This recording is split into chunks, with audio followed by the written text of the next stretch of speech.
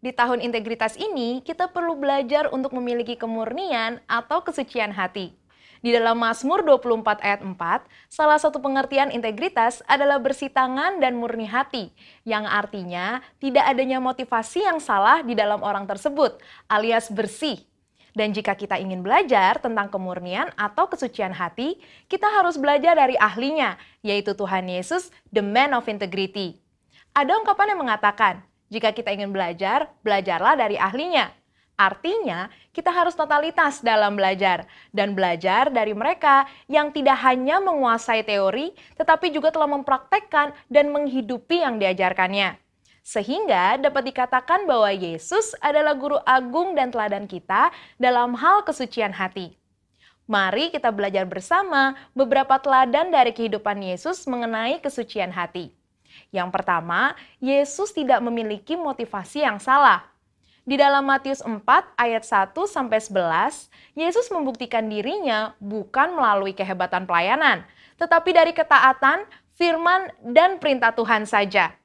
Setelah Yesus selesai berpuasa 40 hari, iblis mencoba Yesus dan melontarkan kata, "Jika engkau anak Allah," sebanyak 2 kali, di mana iblis seolah-olah menggoda Yesus untuk membuktikan dirinya sebagai anak Allah. Tetapi Yesus tidak berusaha membuktikan dirinya dengan mengikuti kehendak iblis, melainkan dengan menunjukkan ketaatannya kepada perintah Allah di dalam firman Tuhan. Mengikuti teladan Tuhan Yesus dalam hal kesucian hati artinya kita tidak memiliki motivasi untuk membuktikan diri melalui kehebatan pelayanan kita atau bahkan berusaha lebih menonjol dibandingkan Tuhan Yesus sendiri. Marilah kita menunjukkannya melalui ketaatan kita akan perintah dan kehendak Tuhan. Selain itu, di dalam Matius 9 ayat 35-36, dengan sangat jelas terlihat bahwa motivasi Tuhan Yesus dalam pelayanan adalah belas kasihan akan jiwa-jiwa yang lelah dan terlantar, seperti domba tanpa gembala. Jadi, apa motivasi pelayanan kita? Ingin terkenal, kekayaan, penghargaan, atau pengakuan dari orang lain? Mari kita cek motivasi pelayanan kita dengan kembali pada teladan Tuhan Yesus. Kita juga dapat belajar dalam Matius 10 ayat 7-8, di mana Yesus memperingatkan bahwa kamu telah memperolehnya dengan cuma-cuma. Karena itu, berikanlah pula dengan cuma-cuma. Murid-murid Yesus diperingatkan untuk tidak mencari keuntungan dari kuasa yang mereka miliki untuk mengadakan berbagai mujizat. Semuanya harus dilakukan cuma-cuma. Untuk menunjukkan sifat Injil Kerajaan, yaitu anugerah yang diberikan secara cuma-cuma. Kita tahu bahwa perbuatan baik Kristus untuk kita adalah cuma-cuma, sehingga seharusnya kita juga berbuat baik kepada orang lain dengan cuma-cuma. Selanjutnya, teladan Yesus yang kedua dalam hal kesucian hati adalah fakta bahwa Yesus tidak mencari pujian bagi diri sendiri. Salah satu bagian dari khotbah Tuhan Yesus di bukit dalam Matius 6 ayat 1-7, ia mengajarkan tentang hal memberi sedekah dan berdoa. Yesus mengingatkan supaya sedekah, doa, dan ibadah kita cukup Bapa kita di surga saja yang mengetahuinya. Ajaran Yesus ini sangat kontras dengan yang biasa dilakukan orang-orang munafik yang melakukan hal-hal tersebut supaya dilihat dan dipuji orang lain. Hal yang menarik juga dapat ditemukan dalam Matius 9 ayat 30-31. Saat Yesus berkata, "Jagalah supaya jangan seorang pun mengetahui hal ini." Di situ Yesus berpesan dengan sangat jelas kepada mereka yang telah disembuhkan untuk tidak mempromosikan dirinya. Tapi karena apa yang mereka alami menimbulkan sukacita dan rasa syukur yang berlimpah, seketika masyhurlah nama Tuhan Yesus di seluruh daerah itu. Hal ini mengingatkan kita bahwa promosi dan pujian tidak perlu dicari. Janganlah pelayanan yang kita lakukan adalah demi mengejar pujian dari mereka yang kita layani. Kita juga dapat belajar bahwa pengagungan dan penghormatan datangnya dari orang lain, bukan diri sendiri. Dalam Matius 17 ayat 9, Petrus, Yakobus, dan Yohanes menjadi saksi keistimewaan pribadi Yesus. Ketika Yesus dimuliakan, bahkan dikunjungi oleh Musa dan Elia. Yesus bisa saja menyuruh ketiganya memberitakan peristiwa tersebut kepada orang-orang Yahudi dan ahli Taurat sebagai legitimasi berita kerajaan Allah yang Yesus sampaikan sebelum ia wafat, sehingga dirinya dipuji dan memperkecil penolakan para ahli Taurat. Tetapi Yesus tidak melakukannya. Teladan Tuhan Yesus yang ketiga dalam hal mengampuni kesalahan dan dosa. Di dalam Alkitab, Tuhan Yesus mengajarkan tentang kasih, di mana salah satu implementasinya adalah dalam hal pengampunan. Matius 5 ayat 38-48 mengajarkan agar kita jangan melawan orang yang berbuat jahat kepada kita, serta memberikan lebih dari apa yang dituntut oleh orang lain. Mau memberikan pinjaman, bahkan mendoakan mereka yang menganiaya. Dengan jelas Yesus mengajarkan kita untuk mengampuni tanpa batas. Semua hal ini telah dijalani Tuhan Yesus dan menjadi praktek hidup bagi kita. Ia melalui segalanya, mulai dari vonis hukuman tanpa bukti, penghinaan dan aniaya, sampai pada puncaknya yaitu penyalipan. Namun walaupun demikian, kita tahu di dalam Lukas 23 ayat 34, Tuhan Yesus tetap berkata, "Ya Bapa, ampunilah mereka, sebab mereka tidak tahu apa yang mereka perbuat." Mengampuni kesalahan orang-orang yang bersalah kepada kita akan membuat kita senantiasa memelihara kesucian hati. Dan di tahun 2021 ini, marilah kita ikuti teladan Tuhan Yesus sebagai the man of integrity dalam hal kemurnian atau kesucian hati, dengan memiliki motivasi yang benar, tidak mencari pujian bagi diri sendiri, dan mengampuni orang yang bersalah kepada kita. Saudara, untuk penjelasan lebih lengkapnya dari tim teologi kami, jangan lupa buka link yang ada di atas atau scan QR Code yang tersedia. Salam integritas. Tuhan Yesus memberkati. Maranatha.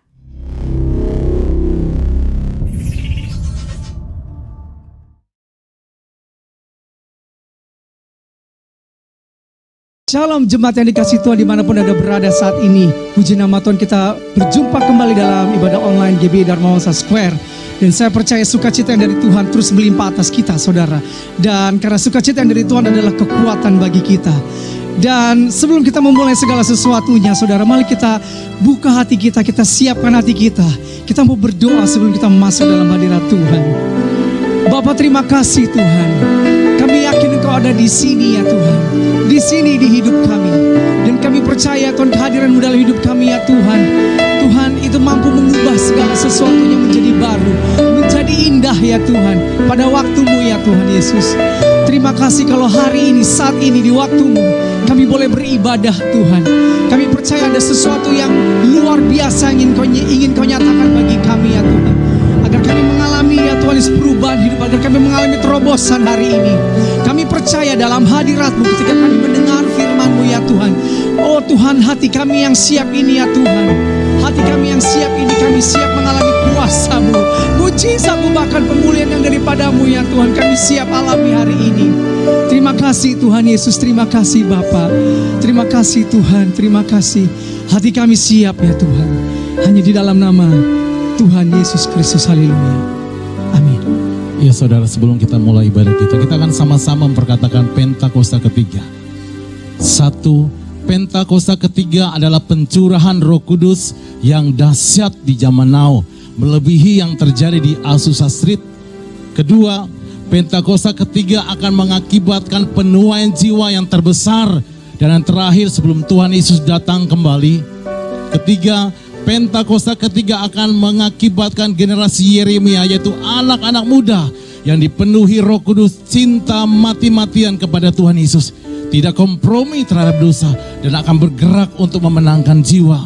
Keempat, Pentakosta ketiga lahir di Indonesia dan bergerak ke bangsa-bangsa. Gerakan ini dari timur ke barat dan akan kembali ke Yerusalem.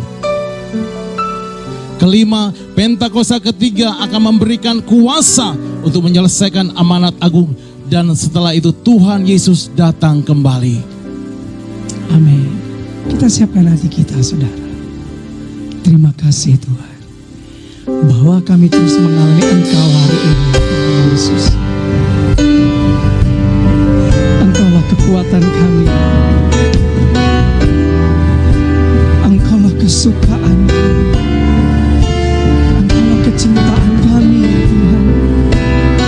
Terima kasih Bapa. Terima kasih Kau di hidup kami di dalam hidup-Mu ya Tuhan. Terima kasih Tuhan Yesus. Terima kasih Tuhan. Semua karena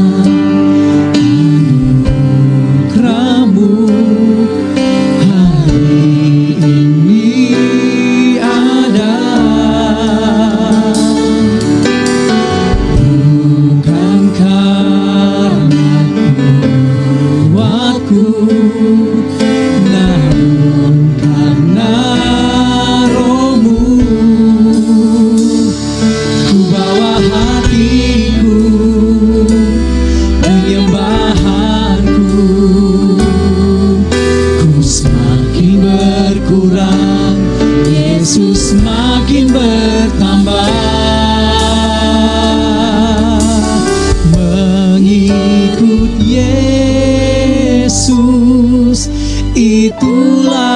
kesukaan hatiku.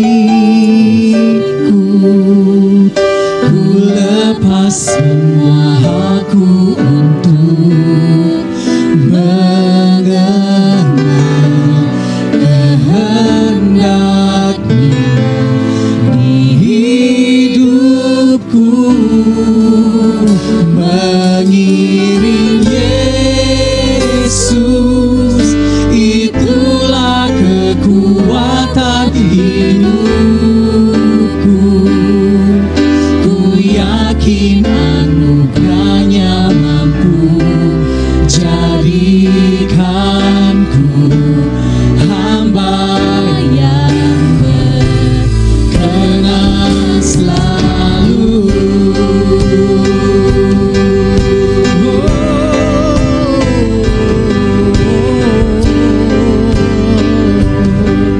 Semua karena anugerah-Mu Tuhan, semua karena anugerah-Mu hari ini ada.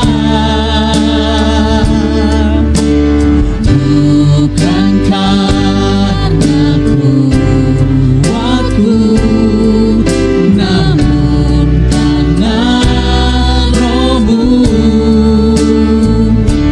Ku bawa hatiku menyembah Aku. Ku semakin berkurang, Yesus semakin bertambah. Pengikut Yesus, itulah kesukaan hatiku. Ku lepas semua hakku untuk mengenal kehendak-Nya di hidupku. Mengiring Yesus, itulah kekuatan hidupku. Ku yakin anugerah-Nya mampu jadikanku hamba yang berkenan selalu.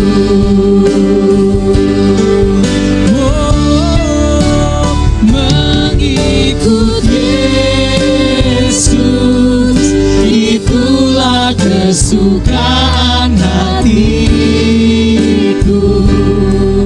Ku lepas semua hakku untuk mengenal kehendak-Nya di hidupku.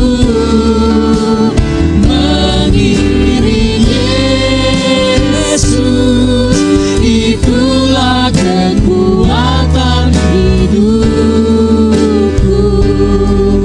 Ku yakin anugerah-Nya mampu jadikanku hamba yang berkenan selalu.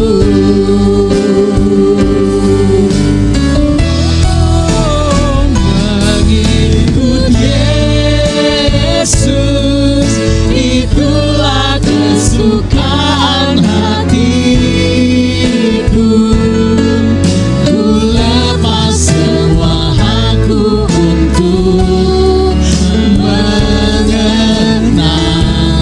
kehendak-Nya di hidupku.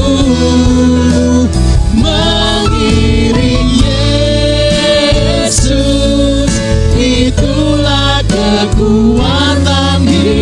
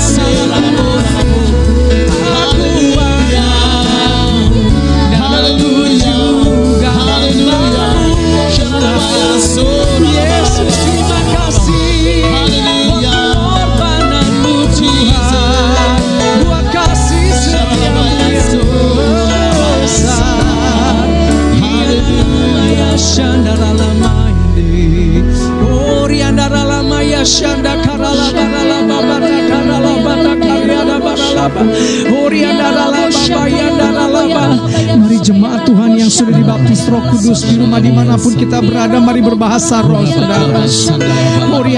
Mari yang lain serukan nama Yesus, panggil nama Yesus.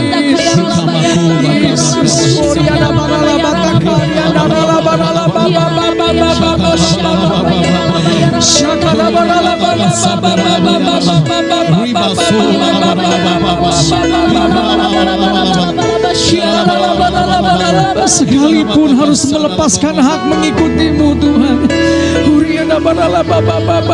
biarlah semuanya itu hanya untuk menyenangkanmu Tuhan Yesus.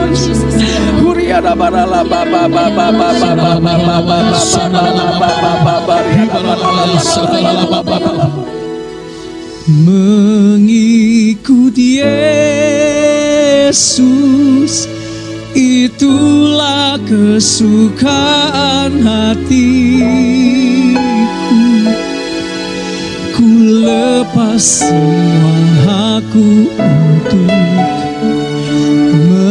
mengenal kehendaknya di hidupku. Mengiring Yesus itulah kekuatan hidupku. Ku yakin anugerahnya mampu jadi pandu hamba yang berkenan selalu.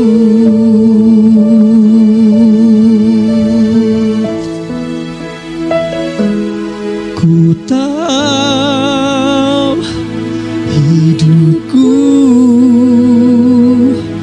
adalah penyembahan. Kau ciptakanku dalam kemuliaan-Mu, karena ku mengikut dan mengiring Engkau Yesus. Ku tahu hidupku berharga di mata-Mu. Segenap hidupku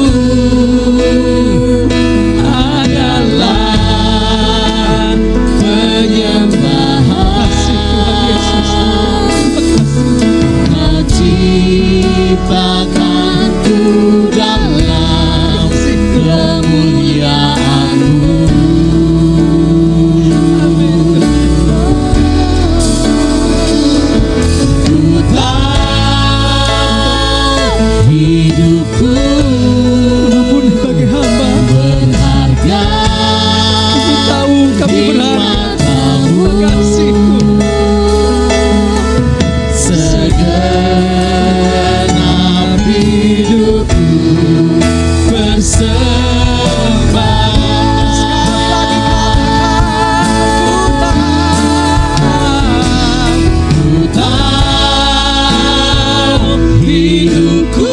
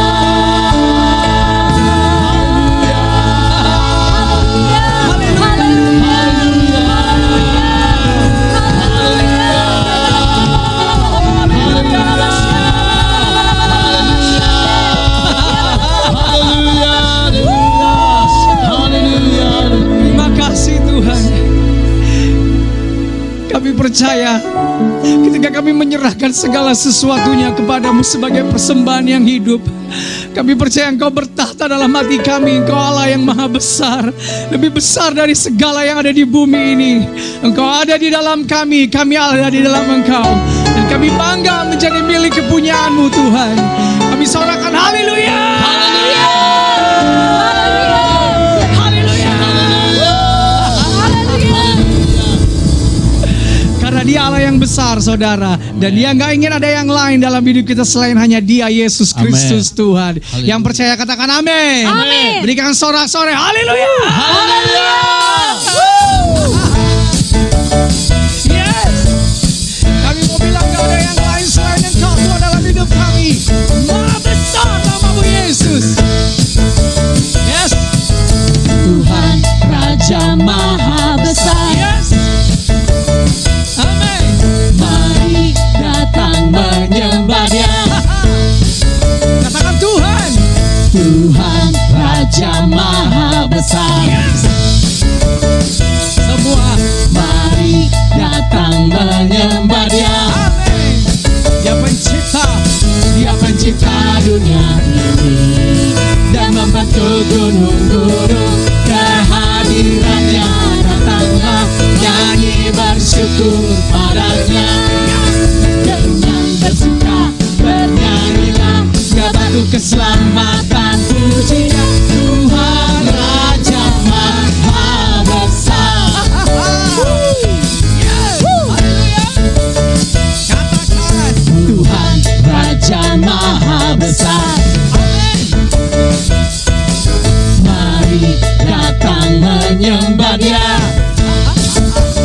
Katakan Tuhan. Tuhan Raja Maha Besar. Yesus. Mari datang menyembah Dia. Dia pencipta. Dia pencipta dunia ini. Yes. Dia membentuk gunung-gunung. Kehadirannya datanglah, nyanyi bersyukur padanya. Yes. Dengan bersuka bernyanyilah, Dia batu keselamatan pujinya. Tuhan Raja Maha Besar. Bersuka cita. Dengan bersuka bernyanyilah, Dia batu keselamatan pujinya. Tuhan Raja Maha Besar. Bersuka cita. Dengan bersuka bernyanyilah, Dia batu keselamatan pujinya. Tuhan Raja Maha Besar. Tuhan Raja. Tuhan Raja Maha Besar. Tuhan Raja Maha Besar. Hey, hey. Haleluya. Dahsyat Tuhan.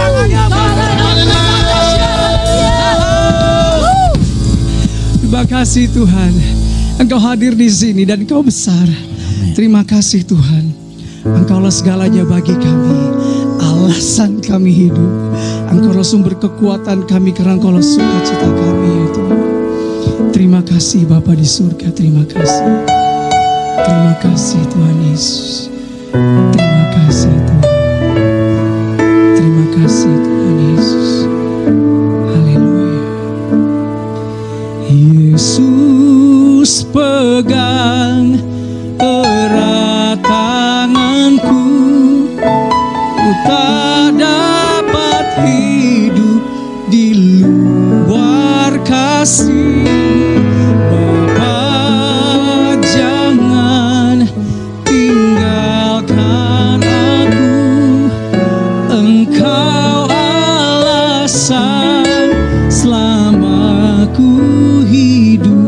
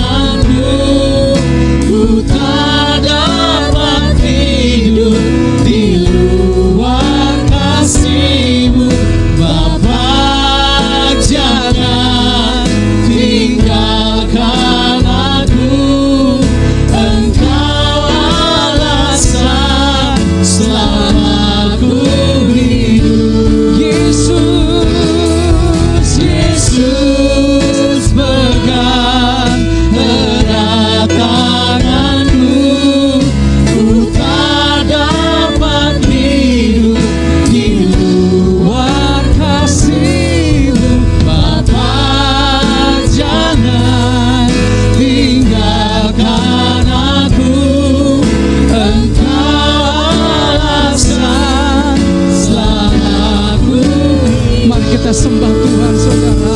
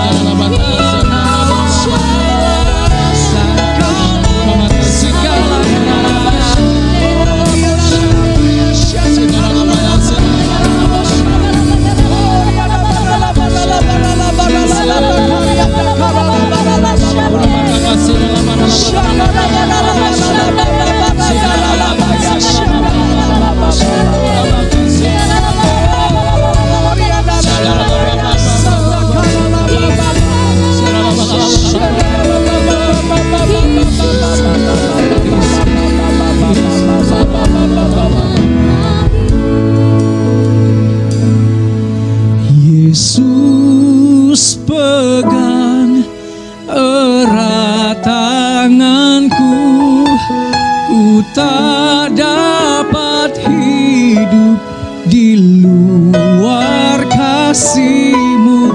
Bapa, jangan tinggalkan aku, Engkau alasan selamaku hidup. Dimanapun kita berada, angkat tangan kita ya. Yesus pegang dan siapkan hati kita, saudara, untuk terima firman Tuhan. Dapat hidup di luar kasih. You cannot live without your grace. Salam saudara, selamat pagi. Kita akan bersama-sama masuk dalam doa syafaat. Urabata kasina makaralabaya shinalabala. Urabata karalabaya shinalabala. Urabata karalabaya shinalabala. Riba karalabala. Bapak, terima kasih ya Tuhan untuk hari ini. Kami bersyukur Tuhan. Kami sudah ada di minggu kedua di bulan Februari di tahun 2021. Tuhan, terima kasih, hari berjalan begitu cepat Tuhan. Dan kami bersyukur untuk kasih setia-Mu, kami bersyukur untuk anugerah-Mu Tuhan. Karena kami tahu kalau kami boleh ada sebagaimana kami ada sampai hari ini, itu semua karena anugerah-Mu, semua karena kebaikan Tuhan. Terima kasih Tuhan kalau pagi hari ini kami boleh bersama-sama masuk dalam ibadah online. Tuhan, terima kasih ya Abba untuk segala yang Kau buat dalam kehidupan kami ya Tuhan. Bapak, pagi hari ini kami mau terus berdoa untuk keadaan hari-hari yang terjadi atas bangsa kami. Kami percaya Roma 8 ayat 28 berkata bahwa Allah turut bekerja dalam segala sesuatu untuk mendatangkan kebaikan. Kami percaya Tuhan, Indonesia pasti mengalami kebaikan lewat goncangan apapun yang Kau izinkan. Kami akan melihat terang Tuhan terbit atas bangsa kami. Kami akan melihat kelimpahan berkat-Mu atas bangsa kami. Engkau akan pulihkan Indonesia, kota demi kota, desa demi desa Tuhan. Kami akan melihat kegerakan-Mu yang dahsyat. Tuhan, kami bawa bangsa kami Tuhan. Kami mau serahkan Indonesia dalam tangan Tuhan. Kami mau serahkan Indonesia dalam rencana-Mu Abba. Biarlah kehendak-Mu jadilah atas bangsa kami ya Tuhan. Di bumi seperti di surga. Biarlah itu terjadi ya Tuhan. Karena kami tahu rancangan-Mu buat Indonesia bukanlah rancangan kecelakaan, tapi rancangan-Mu ada rancangan bahwa damai sejahtera, hari depan yang penuh pengharapan. Pencuri datang mencuri, membunuh, binasakan, tapi Engkau datang memberikan hidup dan hidup dalam segala kelimpahan. Biarlah itu yang terjadi atas Indonesia. Kami nyatakan Indonesia diberkati. Kami mau berkata, damailah Indonesiaku di dalam nama Yesus. Berkati pemerintahan Pak Jokowi ya Tuhan. Setiap jajarannya dari pusat sampai daerah, Tuhan tuntun ya Tuhan, berikan hikmat apa yang harus mereka kerjakan hari-hari ini Abba. Kami serahkan pemerintahan Pak Jokowi dalam tangan Tuhan. Kami juga berdoa buat gereja-gereja-Mu yang ada di bangsa ini. Tuhan, lawat gereja-gereja-Mu. Biarlah gereja-gereja-Mu terus berharap kepada Engkau ya Tuhan. Tidak ada yang mundur, bahkan tidak ada yang kecewa Tuhan. Biarlah mereka terus percaya apapun yang Kau izinkan hari-hari ini Bapa. Kalau Kau izinkan COVID, biarlah gereja terus berkata Engkau baik ya Tuhan. Bahwa Engkau Allah turut bekerja dalam segala sesuatu mendatangkan kebaikan buat gereja-Mu. Tuhan, kami berdoa di dalam nama Yesus. Biarlah umat-Mu, gereja-Mu yang lemah dikuatkan. Yang sakit pagi Tuhan sembuhkan dalam nama Yesus. Bapak, terima kasih. Kami bawa para pemimpin rohani kami. Gembala sidang kami Tuhan, Tuhan terus berkati, Tuhan terus urapi, Tuhan terus pakai lebih lagi di tahun yang baru ini Tuhan, di bulan kedua Tuhan Kau pakai lebih dahsyat lagi. Biarlah pengurapan Tuhan lebih lagi turun. Berkati Bu Hermin, bahkan setiap keluarga besar hamba-Mu, bahkan keempat wakil dari Paniko, Pak Dani, Pak Paul, Pak Johan Wanto besar keluarganya, kami mau serahkan di dalam tangan Tuhan. Berkati setiap gembala rayon, gembala CK. Kami juga bawa gembala rayon kami Tuhan, Pak James ya Tuhan, berkati hamba-Mu. Tuhan terus pakai dengan luar biasa Tuhan. Kami bawa juga Tuhan GBI Dharma Wangsa Square di dalam tangan Tuhan. Kami mau serahkan Tuhan. Engkau akan terus pakai gereja-Mu Abah. Berkati gembala kami Pak Bambang, berkati Ibu Indi, berkati Pak Tatang sebagai wakil.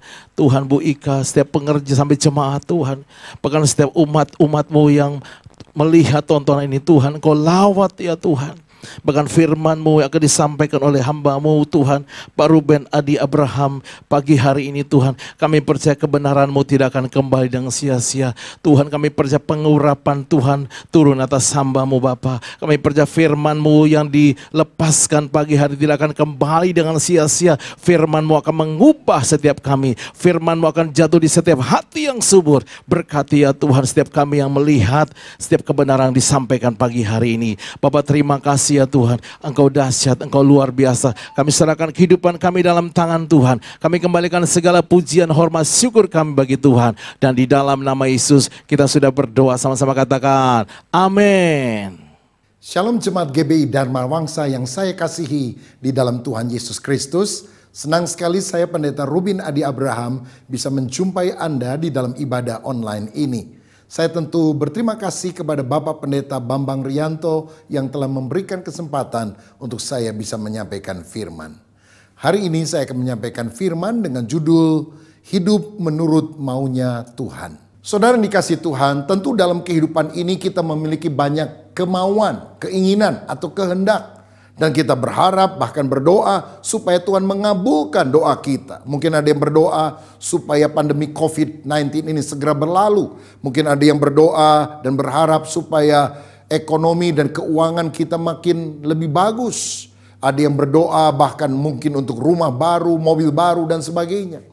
Tapi pernahkah saudara berpikir bahwa pusat alam semesta bukan diri kita, tetapi Tuhan Sang Pencipta? Sehingga seharusnya keinginan Tuhan dan bukan keinginan kita yang mesti terpenuhi. Nah, Tuhan mau supaya kita tumbuh rohaninya. Hidup memuliakan Tuhan dan menjadi berkat bagi banyak orang. Bagaimana caranya supaya kita hidup menurut keinginan hati Tuhan? Hidup menurut maunya Tuhan. Hari ini saya akan berbagi kebenaran firman Tuhan dari kitab 2 Raja-Raja pasal 5. Saya akan mulai baca dari ayat 1 sampai 5 dan kita akan melihat ada 3 kemauan Tuhan yang harus kita laksanakan dalam kehidupan kita supaya kita menjadi orang yang berkenan kepadanya. Demikian firman Tuhan 2 Raja-Raja 5 ayat 1 sampai 5. Naaman Panglima Raja Aram adalah seorang terpandang di hadapan tuannya dan sangat disayangi sebab oleh dia Tuhan telah memberikan kemenangan kepada orang Aram. Tetapi orang itu seorang pahlawan tentara sakit kusta. Orang Aram pernah keluar bergerombolan dan membawa tertawan seorang anak perempuan dari negeri Israel. Ia menjadi pelayan pada istri Naaman. Berkatalah gadis itu kepada nyonyanya, sekiranya tuanku menghadap nabi yang di Samaria itu, maka tentulah nabi itu akan menyembuhkan dia dari penyakitnya. Lalu pergilah Naaman memberitahukan kepada tuannya, katanya begini-beginilah dikatakan oleh gadis yang dari negeri Israel itu. Maka jawab Raja Aram, baik, pergilah dan aku akan mengirim surat kepada Raja Israel. Lalu pergilah Naaman dan membawa sebagai persembahan 10 talenta perak dan 6.000 shikal emas dan 10 potong pakaian. Nah saudara sekalian, dari pembacaan perikop ini saya melihat ada beberapa pelajaran rohani yang harus kita lakukan supaya kita bisa hidup menurut maunya Tuhan. Yang pertama, Tuhan ingin kita menjadi pewarta kabar baik. Naaman adalah seorang panglima Aram yang terpandang. Dia disegani oleh kawan, ditakuti oleh lawan. Karena kemanapun dia pergi, kemenangan dia peroleh. Tapi tanpa diketahui oleh orang banyak, dia menderita penyakit yang berbahaya. Penyakit kusta.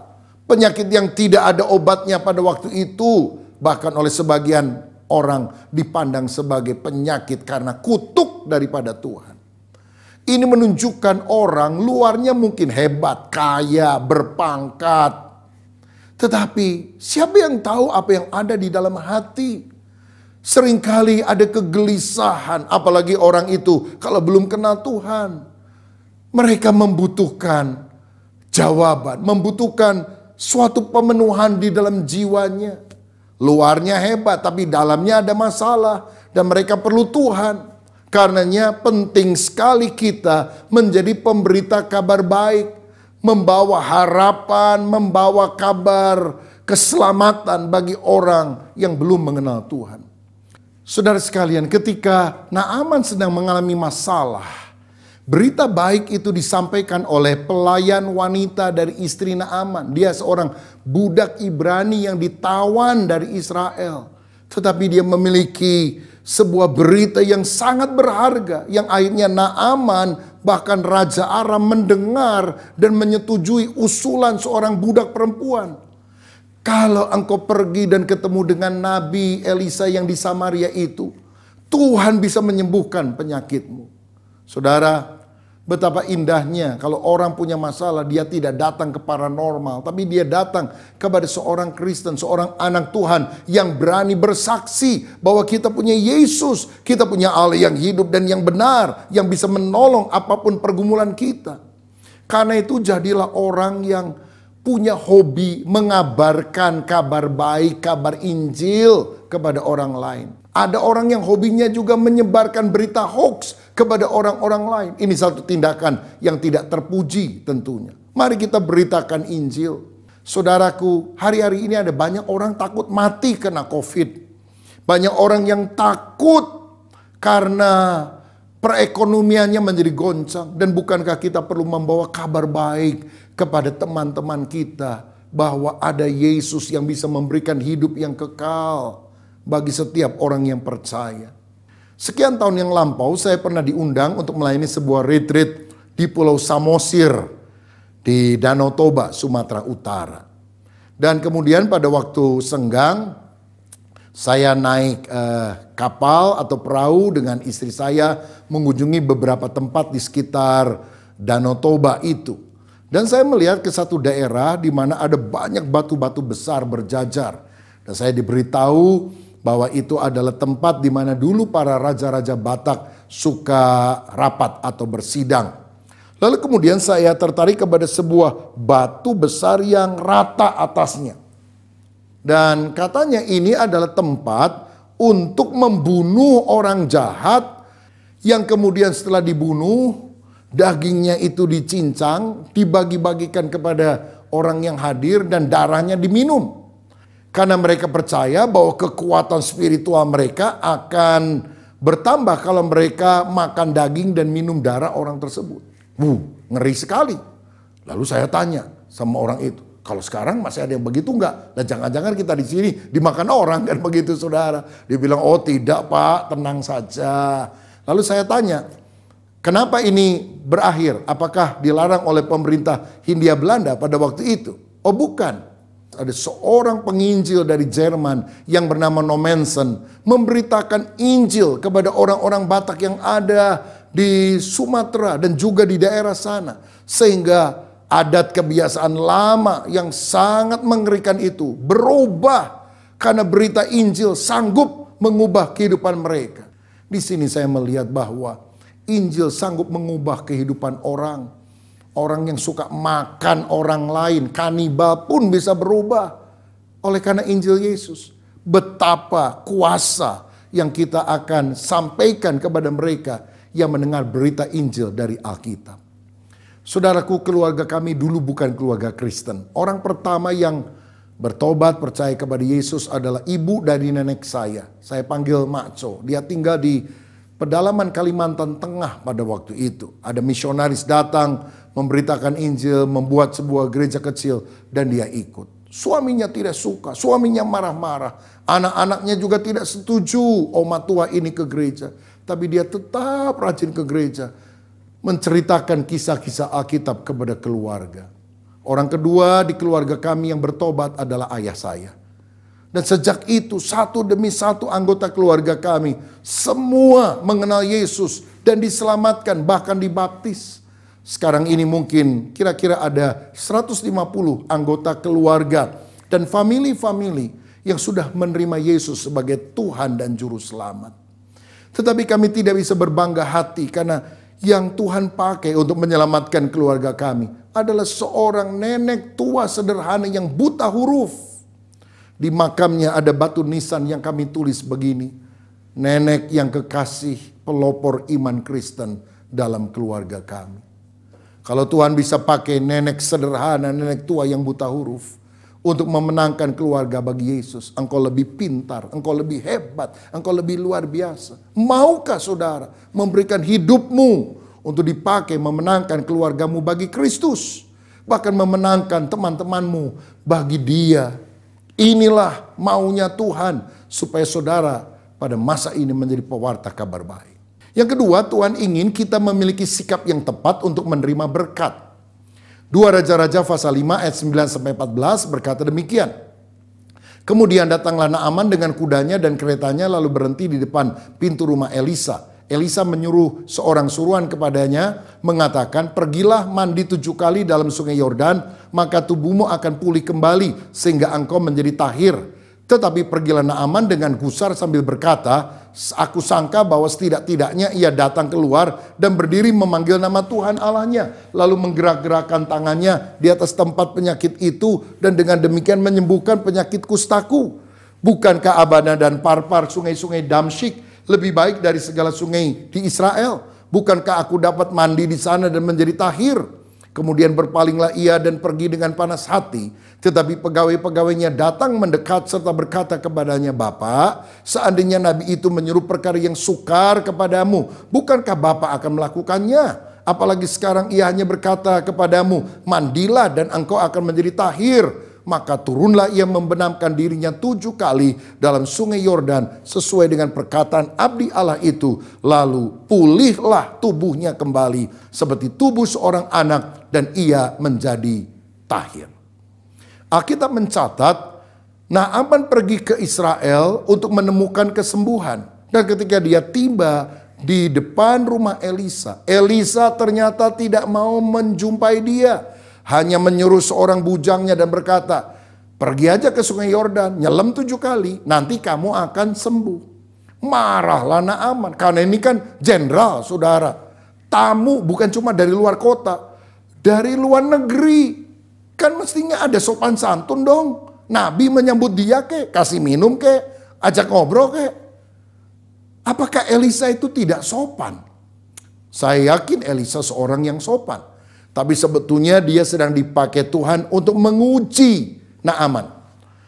Sebab kalau Naaman lulus dalam ujian ini, baru dia terima mujizat. Ujiannya ada 2. Yang pertama ujian kerendahan hati. Saudara, ketika dia tidak disambut oleh Nabi, dia menjadi marah. Karena dia merasa mungkin dia diremehkan. Dan di ayat 11 tadi dia bilang, mestinya Nabi itu keluar dari rumahnya nyambut saya. Gerak-gerakan kayak tangannya di atas tubuh saya yang sakit kusta, lalu penyakit saya sembuh. Oh, ini memang orang gede, jenderal, minta tolong aja masih mau ngatur Tuhan. Caranya mesti gini gitu. Saudara tahu, orang yang sombong akan kehilangan berkat. Tapi orang yang rendah hati, dialah yang akan mendapat mujizat. Dalam Markus pasal 7, Yesus pernah ketemu dengan seorang wanita Sirofenisia yang dengan rendah hati minta tolong supaya Tuhan menyembuhkan anaknya yang sakit. Yesus menguji dia dengan kalimat apa? Tidak pantas memberikan roti jatah untuk anak-anak dan diberikan kepada anjing. Maksudnya kalau orang Yahudi itu seperti anak Tuhan, tapi orang non-Yahudi seperti anjing. Sebetulnya inilah pandangan orang Yahudi kepada orang non-Yahudi. Yesus hanya ngomong dari apa yang merupakan pemikiran orang banyak. Tapi wanita Sirofenisia itu bilang, nggak apa-apa deh Tuhan, aku disebut anjing. Anjing juga suka makan remah-remah roti yang dijatuhkan dari meja oleh anak-anak itu.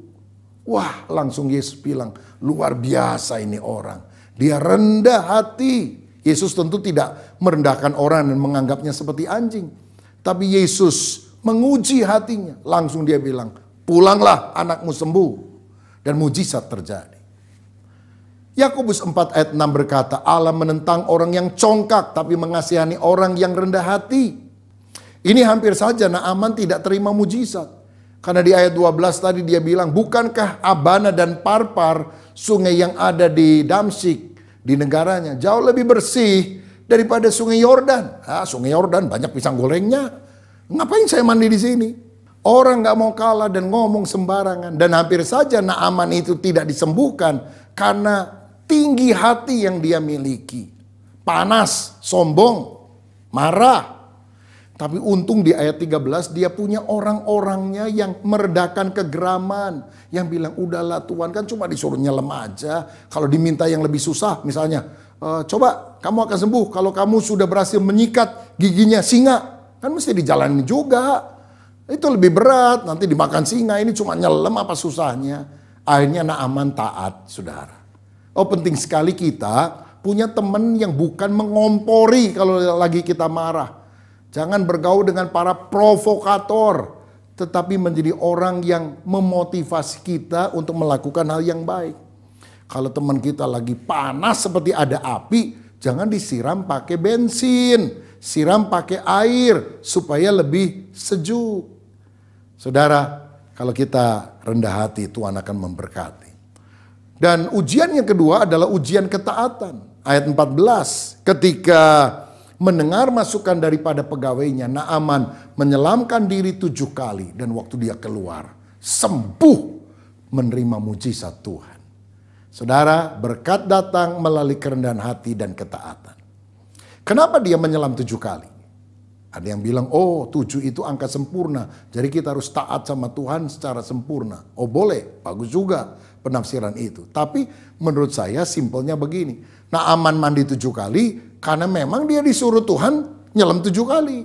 Kalau Tuhan bilang 3 kali, ya sembuh 3 kali. Kalau harus nyelam 10 kali dan dia taat, dia akan sembuh juga kalau 10 kali. Yang penting apapun yang Tuhan ngomong kita taat. Itulah iman. Iman artinya mengaminkan firman. Apapun yang Tuhan ngomong, ya Tuhan, aku mau nurut. Seperti Simon Petrus yang menangkap ikan dan gagal sepanjang malam. Tapi ketika Yesus meminjam perahunya, dan kemudian dia berkata, tolakkan perahumu ke tempat yang dalam, tebarkan jalamu untuk menangkap ikan. Tuhan, saya udah coba semalam, tapi oke lah, karena Engkau yang menyuruh, aku akan taat juga. Dan ketika dia taat, dia menangkap ikan dalam jumlah yang sangat besar. Ketaatan mengandung berkat, ketidaktaatan mengundang kutuk di dalam kehidupan kita. Maukah kita belajar taat? Saya ingat satu kali ada seorang anak yang ngomong gini sama papanya. Papa, saya kan sudah besar, bisa nyetir mobil sendiri. Belikan mobil saya dong, Papa. Papanya bilang, oke, Papa berikan mobil dengan catatan, kamu cukur dulu rambutmu yang gondrong itu. Anak itu bukannya pergi ke tukang cukur, dia masuk ke kamar, dia bawa Alkitab yang tebal. Dia bilang, Papa, saya baca di dalam Alkitab. Ada orang yang rambutnya gondrong dan justru diurapi Tuhan, namanya Simson. Dan Papa lihat ada kalender di tembok rumah kita, gambar Tuhan Yesus sedang berdoa. Tuh, lihat. Rambutnya juga panjang kan? Jadi rasanya nggak ada kaitannya antara rambut gondrong dan nyetir mobil. Papanya kaget juga karena anaknya main ayat. Tapi papanya penuh hikmat, dia bilang, hebat juga ya teladan kamu tokoh-tokoh Alkitab seperti Simson, Yesus. Bagus. Dan papa juga baca Alkitab.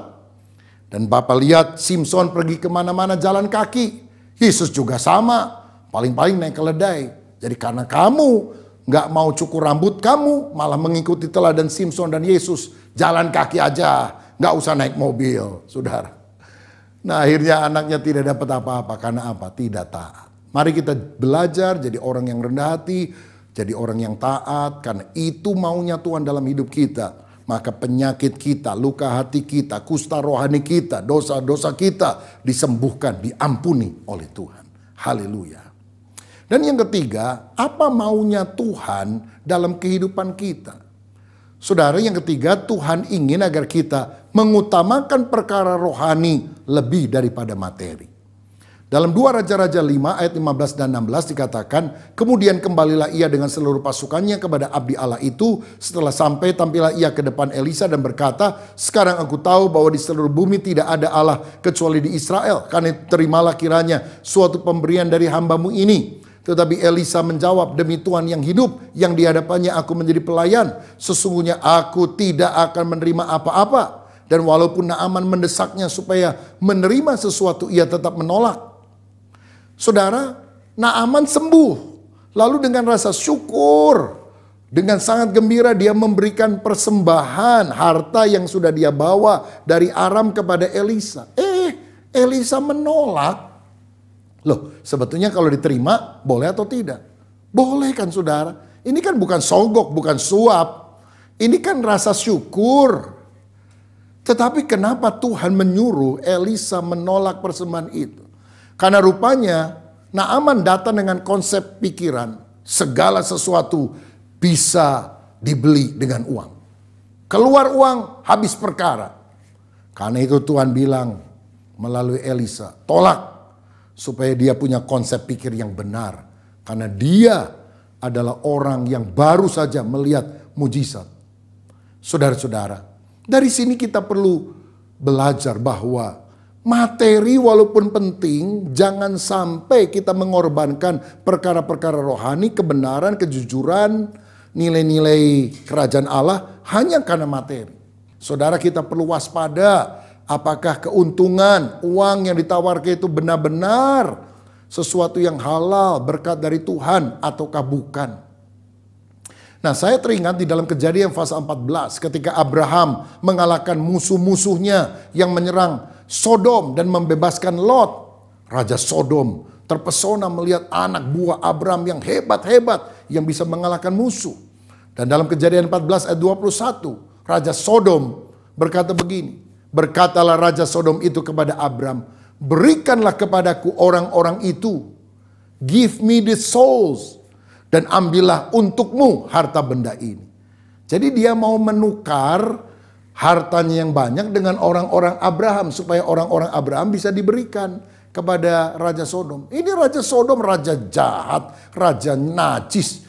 Dia mau memberikan uangnya asal bisa menguasai anak buahnya Abraham. Bahkan dalam bahasa Inggris dikatakan, bukan berikan orang-orangmu, tapi give me the souls, berikan kepadaku jiwa-jiwa itu. Hati-hati, ini siasat setan. Saudara, mungkin kau ditawari uang, tapi jiwamu akan direbut oleh iblis.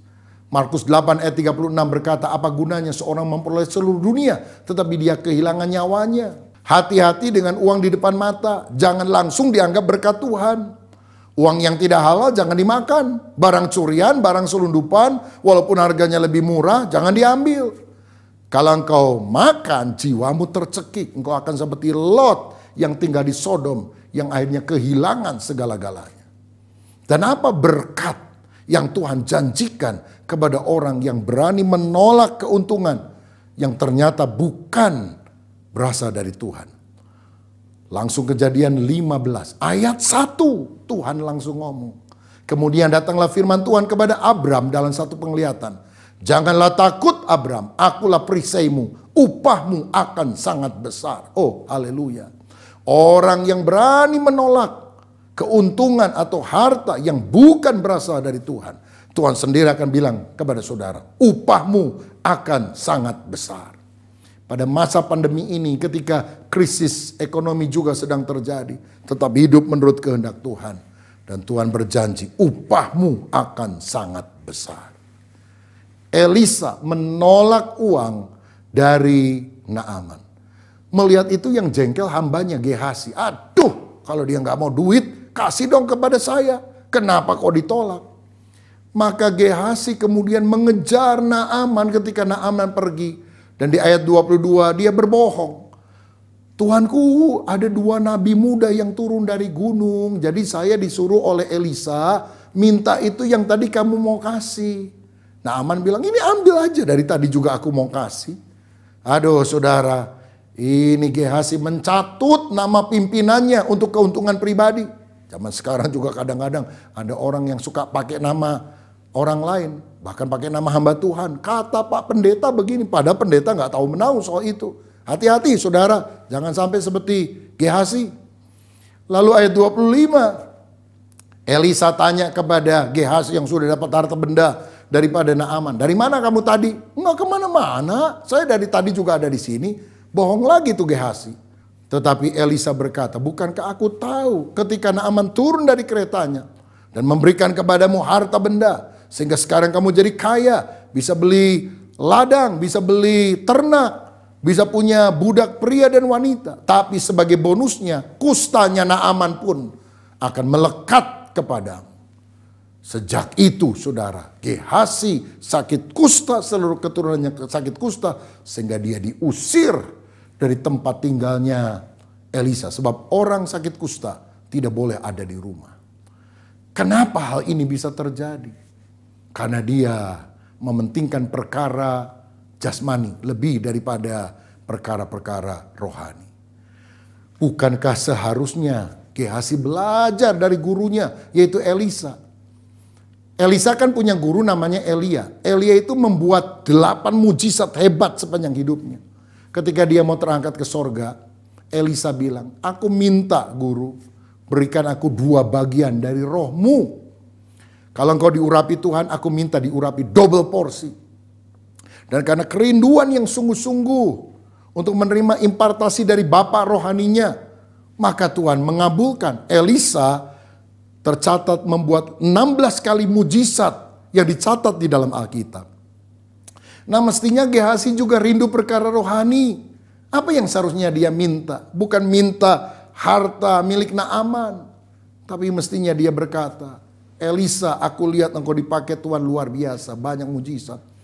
Tuhan aku mohon, urapi aku dengan pengurapan double porsi, seperti yang kau sudah berikan kepada Elisa. Maka 8 mujizat Elia, 16 mujizat Elisa akan menjadi 32 kali mujizat yang dilakukan Gehazi. Dan Gehazi menjadi nabi terhebat dalam perjanjian lama. Sayang sekali itu tidak terjadi. Karena pengejarannya adalah perkara materi. Akar segala kejahatan adalah cinta uang. Karena memburu uanglah banyak orang menyimpang dari kebenaran dan menyiksa dirinya dengan berbagai penderitaan. Saudara-saudara, kita perlu uang, tapi jangan sampai kita mengorbankan nilai-nilai kejujuran, integritas, kebenaran karena uang itu. Sehingga kita kena kusta secara rohani, kena kutuk karena kita tidak sungguh-sungguh taat kepada Tuhan. Maukah hari ini kita berkata, aku mau hidup seperti maunya Tuhan. Pertama, aku mau menjadi pembawa kabar baik, memberitakan Injil kepada orang di sekitarku. Kedua, aku ingin memiliki sikap yang tepat untuk memperoleh berkat, yaitu kerendahan hati dan ketaatan. Dan yang ketiga, aku ingin mengutamakan perkara rohani lebih daripada perkara jasmani.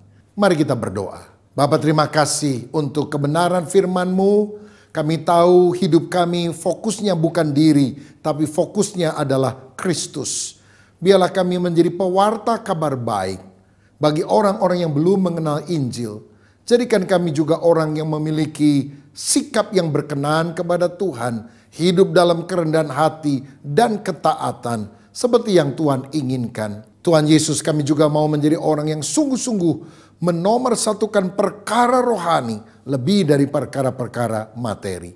Berkati jemaat GBI Dharma Wangsa dimanapun kami yang sedang menyaksikan ibadah ini, bahkan mengikutinya dengan segenap hati. Biarlah iman kami tetap teguh di dalam Tuhan, dan biarlah pandemi ini bisa segera diatasi dan kami bisa melakukan ibadah online seperti biasanya. Berkat-Mu atas kami dalam nama Yesus. Amin. Dalam lindungan Allah, orang yang duduk dalam lindungan yang maha tinggi dan bermalam dalam naungan yang maha kuasa akan berkata pada Tuhan, tempat perlindunganku dan kubu pertahananku, Allahku yang kupercayai. Sungguh, Dialah yang akan melepaskan engkau dari jerat penangkap burung, dari penyakit sampar yang busuk. Dengan kepaknya Ia akan menundungi engkau. Di bawah sayapnya engkau akan berlindung. Kesetiaannya ialah perisai dan pagar tembok. Engkau tak usah takut terhadap kedahsyatan malam, terhadap panah yang terbang di waktu siang, terhadap penyakit sampar yang berjalan di dalam gelap, terhadap penyakit menular yang mengamuk di waktu petang. Walau 1000 orang rebah di sisimu dan 10.000 di sebelah kananmu, tetapi itu tidak akan menimpahmu. Engkau hanya menontonnya dengan matamu sendiri dan melihat pembalasan terhadap orang-orang fasik. Sebab Tuhan ialah tempat perlindunganmu, yang Maha Tinggi telah kau buat tempat perteduhanmu. Malapetaka tidak akan menimpah kamu, dan tulah tidak akan mendekat kepada kemahmu. Sebab malaikat-malaikatnya akan diperintahkannya kepadamu untuk menjaga engkau di segala jalanmu. Mereka akan menatang engkau di atas tangannya, supaya kakimu jangan terantuk pada batu. Singa dan ular tedung akan kau langkahi. Engkau akan menginjak anak singa dan ular naga.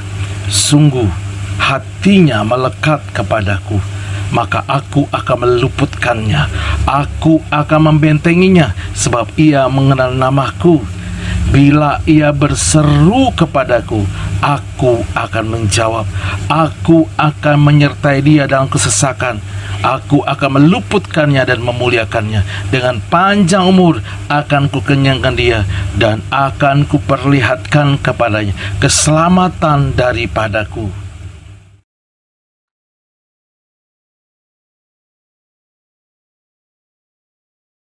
Segala sesuatu yang ada, menerima kasih Tuhan Yesus, belas kasihannya tidak ada taranya, dan kuat kuasa Roh Kudus semakin hari semakin ditambahkan. Kedagingan berkurang, kuasa Roh Kudus ditambahkan padamu mulai saat ini sampai Maranatha. Dan semua yang percaya katakan amin. Tuhan berkati berlimpah.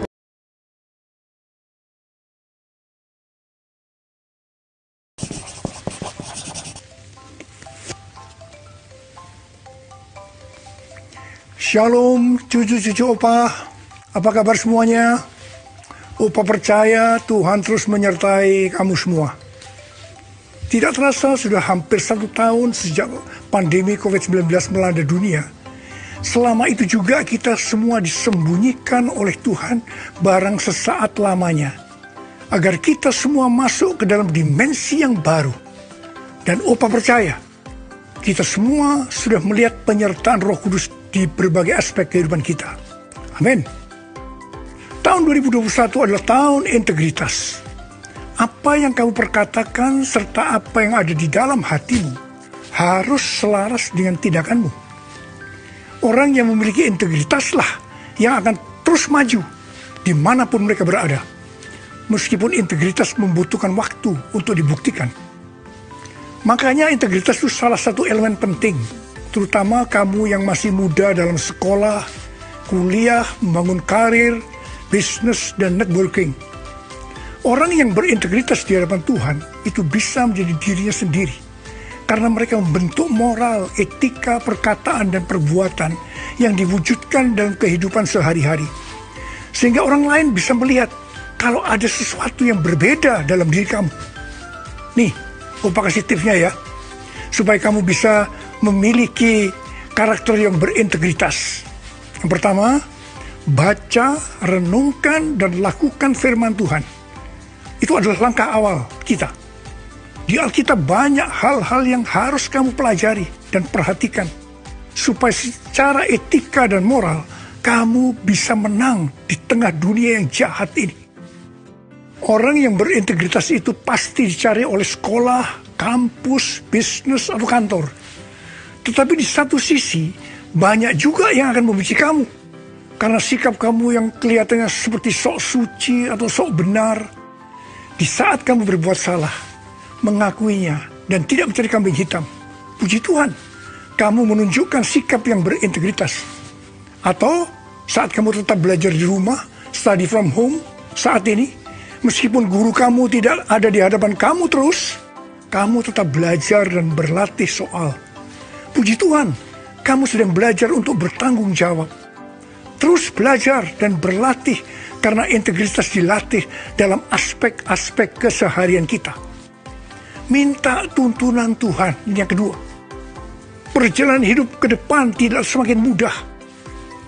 Kita harus bisa mendengar suara Tuhan dan mengikuti tuntunannya.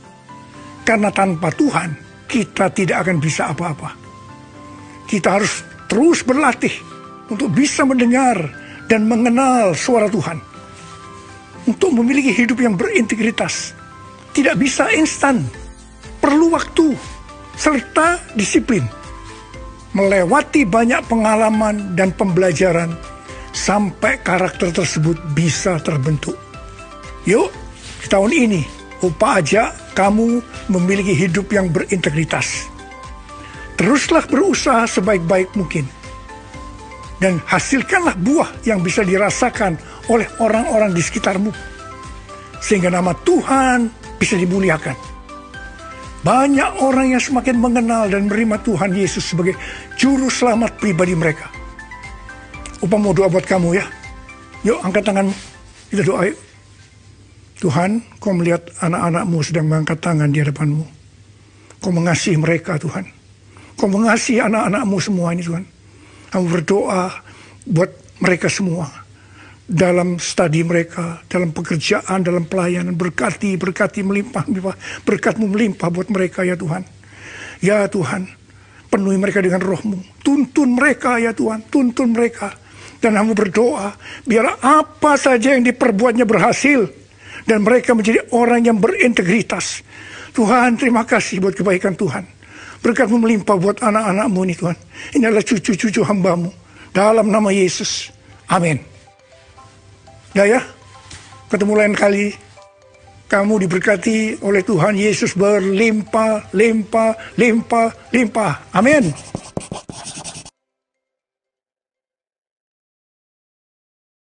Engkau kan mengemban ke kanan ke kiri. Keturunanmu kan memperoleh bangsa-bangsa dan mendiami kota-kota sunyi. Siapkanlah dirimu. Shalom. Yuk kita ikut Cool GBIDS Cool Dharma Wangsa Square setiap hari Rabu jam 7 malam jam 7 malam. melalui Zoom. Ada sharing firman, kesaksian, juga ada gamenya. Tuhan Yesus memberkati.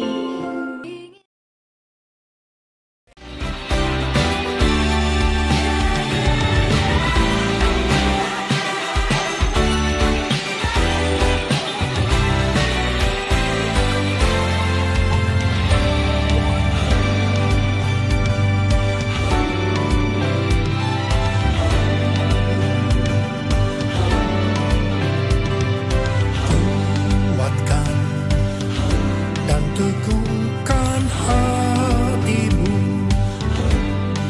Jangan takut dan tawar hati, sebab Tuhan besertamu. Kuatkan dan teguhkan hatimu. Yesus Tuhan berjalan di depanmu, berikan kemenangan.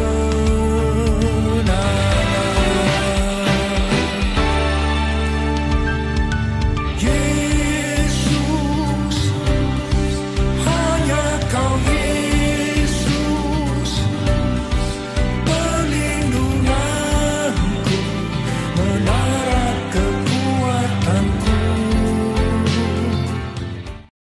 Lalu baru setiap pagi, baru setiap pagi, besar setia.